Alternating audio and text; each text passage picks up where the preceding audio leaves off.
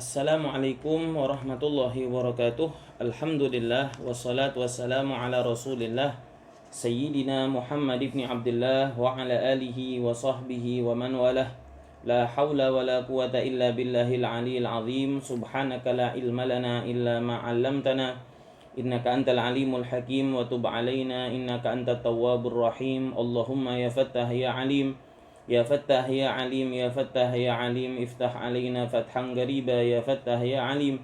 Allahumma inna nas'aluka fahman nabiyyin wa hifdzal mursalin wa sur'ata ilhami malaikatil muqarrabin. Allahumma akhrij min qulubina kulla qadarin lid dunya wa kulla mahallin lil khalq yamilu bina ila ma'siyatik aw yushiluna an ta'atik aw yahulu bainana wa baina tahaqquqi bi ma'rifatikal khassah أو محبتك الخالصة نوينا تعلم وتعليم وتذكر وتذكير والنفع والانتفاع والإفادة والاستفادة والحث على تمسك بكتاب الله وسنة رسوله صلى الله عليه وسلم والدعاء إلى الهدى والدلالة على الخير ابتغاء وجه الله ومرضاته وثوابه وقربه سبحانه وتعالى إلهي أنت مقصودي ورضاك مطلوبي أما بعد. Alhamdulillah, kita panjatkan puji serta syukur kita kehadirat Tuhan Allah Subhanahu wa taala yang pada kesempatan sore hari ini Allah taala izinkan kita untuk berjumpa kembali di dalam kajian pesantren kilat online yang pada saat ini akan membahas ilmu tasawuf dengan judul ciri di antara ciri ahli tasawuf ialah mengakui kebaikan dan keutamaan orang lain dan menghancurkan sifat dengki dari hati. Jamaah yang dimuliakan Allah Subhanahu wa taala, sifat yang keenam yang dimiliki oleh orang-orang ahli tasawuf ialah berusaha untuk selalu memiliki dugaan yang baik, prasangka baik kepada siapapun. Dan tentunya orang yang selalu memiliki prasangka baik kepada siapapun akan menempatkan setiap orang pada tempat yang baik dan indah pula. Dia berprasangka baik, dia tempatkan orang itu di dalam tempat yang baik, baik secara amaliyah, secara lahir ataupun secara batin di dalam dirinya sendiri.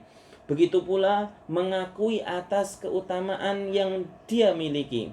Begitu pula bahagia ketika mengetahui kebaikannya yang telah dia lakukan, baik secara langsung ataupun dari orang. Dan dia yakini kebaikan yang Allah Ta'ala wujudkan di dalam sosok orang itu merupakan nikmat dan pemberian dari Allah yang wajib disyukuri. Dengan sifat inilah orang-orang ahli tasawuf selalu menghiasi diri mereka, selalu menghiasi hati mereka. Di dalam salah satu hadits yang diriwayatkan oleh Ibnu Asakir, Ali bin Abi Thalib bercerita bahwa baginda Nabi Muhammad SAW bersabda, Anzilun nasa manazilahum, tempatkanlah orang-orang pada posisi mereka masing-masing. Di dalam hadits pula diriwayatkan oleh Sayyidatuna Aisyah radhiyallahu taala anha, amarana Rasulullah SAW an nanzilan nasa manazilahum. Kami diperintah oleh baginda Nabi Muhammad SAW untuk menempatkan orang-orang pada posisinya masing-masing. Apa maksud daripada menempatkan orang pada posisinya masing-masing? Tentunya dengan pandangan husnudzon, berprasangka baik selalu kepada siapapun. Di dalam salah satu hadis, baginda Rasulullah SAW menjelaskan kepada kita, yang tersumberkan dari Rasulullah menjelaskan kepada kita bahwa sesungguhnya menempatkan orang pada posisinya masing-masing termasuk cara agar menghilangkan hati dari sifat dengki kepada siapapun. Ada satu cerita yang sangat menarik dari Sayyidina Umar ibn al-Khattab radhiyallahu ta'ala anhu. Beliau ialah sahabat karib baginda Nabi. Beliau ialah mertua baginda Nabi Muhammad SAW. Beliau orang yang selalu bersama Nabi Muhammad SAW. Sangat didengar pendapat-pendapatnya oleh baginda Nabi Muhammad SAW.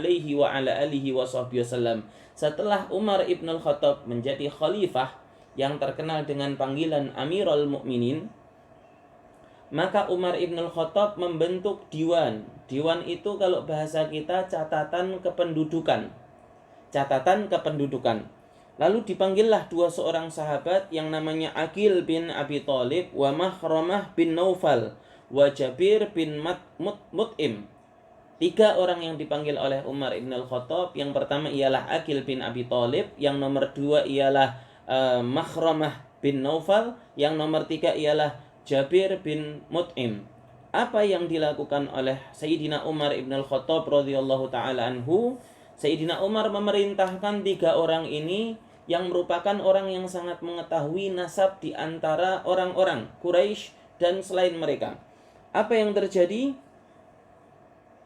Umar ibn al-Khattab memerintahkan kepada tiga orang ini untuk mencatat nama-nama sesuai dengan kedudukan mereka di sisi masyarakat. Dimulai dari yang pertama, dari yang kedua, dari yang ketiga, dari yang keempat, dari yang kelima, tulis. Maka yang pertama mereka mulai ialah Bani Hashim. Setelah Bani Hashim selesai, lalu yang mereka mulai ialah Abu Bakar As-Siddiq dan keluarga daripada Abu Bakar As-Siddiq. Setelah itu mereka memulai dengan Umar ibn al-Khattab dan keluarga Umar ibn al-Khattab. Setelah melihat apa yang telah mereka kerjakan, maka Umar ibn al-Khattab yang saat itu merupakan khalifah, merupakan pemimpin umat Islam, beliau mengatakan, waditu wallahi annahu hakadha. Sesungguhnya kerjaan kalian yang telah kalian kerjakan ini ialah aku juga menginginkannya. Walakin ibda'u bi qarabati Rasulillah sallallahu alaihi wasallam. Akan tetapi mulailah dengan orang yang memiliki tali kerabat dengan baginda Nabi Muhammad sallallahu alaihi wasallam, al-aqrab fal aqrab.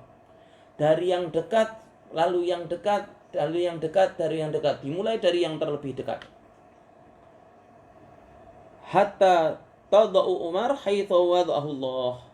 Maka setelah itu dilaksanakan oleh Umar ibn al-Khattab sesuai dengan apa yang diletakkan dan diperintahkan oleh Allah subhanahu wa ta'ala. Sehingga akhirnya catatan kependudukan itu sesuai dengan apa yang telah diletakkan oleh Allah, yaitu yang memiliki kedekatan qarabah dengan baginda Rasulullah sallallahu alaihi wasallam ialah yang diutamakan. Umar ibn al-Khattab selaku Amirul Mukminin, pemimpin umat Islam saat itu, bisa beliau melakukan apa yang diinginkan oleh tiga orang sahabat yang telah beliau perintahkan.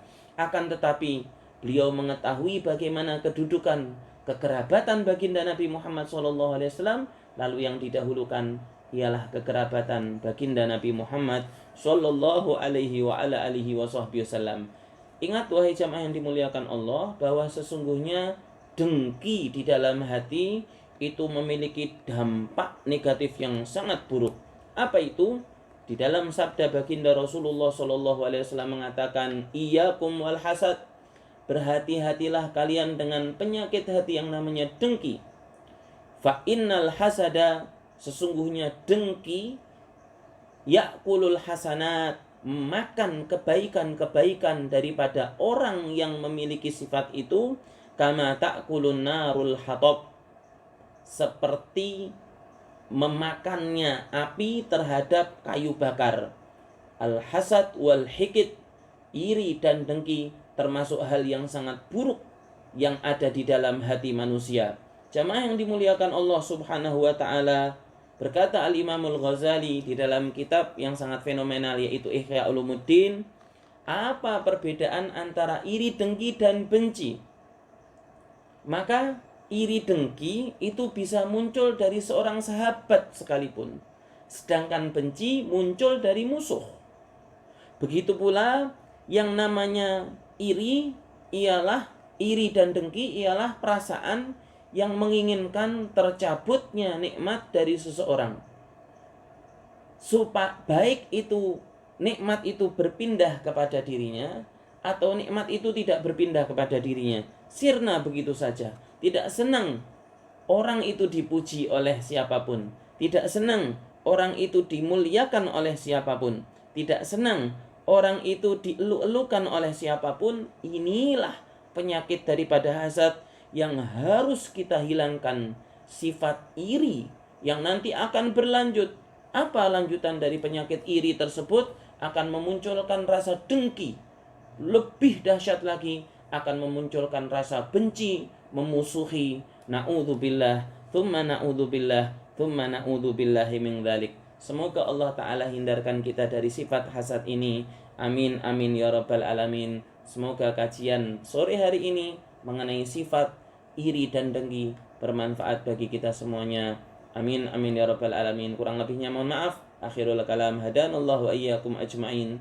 Assalamualaikum warahmatullahi wabarakatuh.